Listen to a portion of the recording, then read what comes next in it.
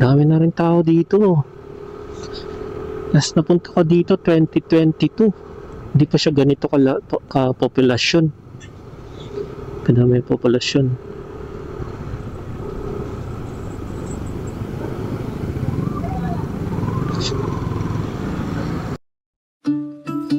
Ito ang bayan ng Kasiguran, Aurora.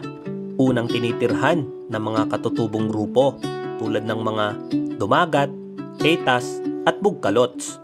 Bago dumating ang mga misyonerong Espanyol, itinatag ng mga misyonerong Espanyol ang Kasiguran noong Hunyo 13, 1609. Ang Kasiguran ay mayroon populasyon na umaabot sa 26,564 katao.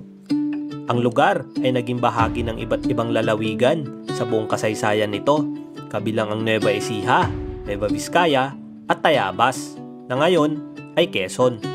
Noong 1905, ang lugar ng kasalukuyang Dilasag ay inilipat sa Tayabas sa pamamagitan ng Kasiguran.